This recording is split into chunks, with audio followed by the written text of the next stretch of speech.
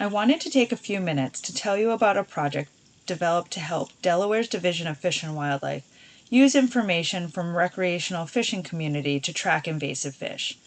We call this information Volunteer Geographic Information, or VGI. Prior to this effort, anglers would call or email reports to Fish and Wildlife, and this led to less than standardized data. So we were looking for a way to make the data reported by the public more useful for everybody. To do this, I worked with stakeholders, and I'd like to acknowledge them here, to determine what was needed to have usable data from the public that could be verified and analyzed. We focused on 3 species as a starting point: northern snakehead, blue catfish, and flathead catfish. Again, the goal of this project was to collect information from the recreational anglers and make it easy for them to submit and also easy for stakeholders to utilize. I developed a public reporting form using Esri's Survey 123 Connect. Survey 123 is a configurable, spatially oriented survey form, and the Survey 123 Connect extension allowed me to customize the form using XLS form, a standard for authoring smart forms in Excel sheets. I was able to set question types, create pick lists, constrain answers with regular expressions, control the flow of the form based on previous answers, and much more. These features all helped reduce errors and standardize the data for easier analysis. It was a relatively straightforward application to develop and could potentially benefit others in their data collection efforts. The survey form does not require downloading or logging into any applications. It's accessed through a web link or by scanning a QR code. We wanted to make it easy for the submitters to report while actually fishing. So let's take a quick look at the form. The first thing I want to point out is that the form is bilingual. By using Survey 123 Connect, I was able to translate the survey into Spanish.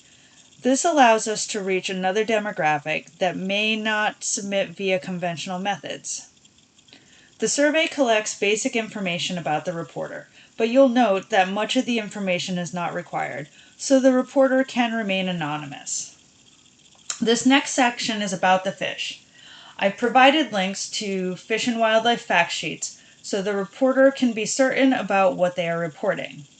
The species information is required, and the reporter has the option to submit something other than the 3 species of interest. An image of the catch and the location are also required, as well as the fate of the fish.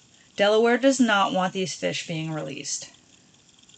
Lengths and weights, again, are not required, but if the information is available, it can be reported. The last section has open text. This allows the submitter to provide any other information they feel would be useful. There is also a question about how they learned about the tool.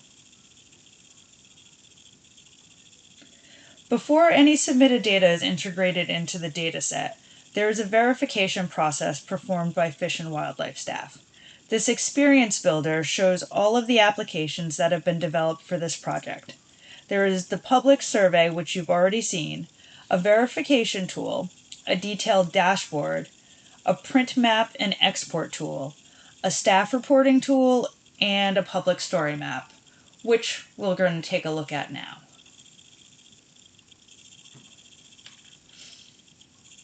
The story map provides information about invasive species in general and our species of interest in particular.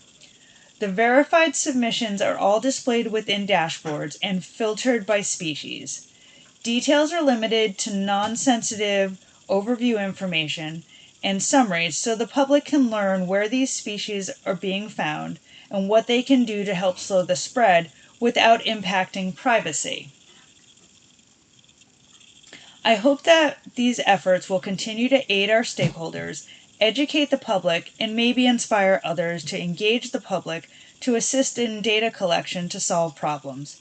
Thanks for taking the time to listen, and I'll share this story map with you so you can take a closer look at the reporting form and the public story map if you're interested. Please feel free to contact me with any questions or for more information.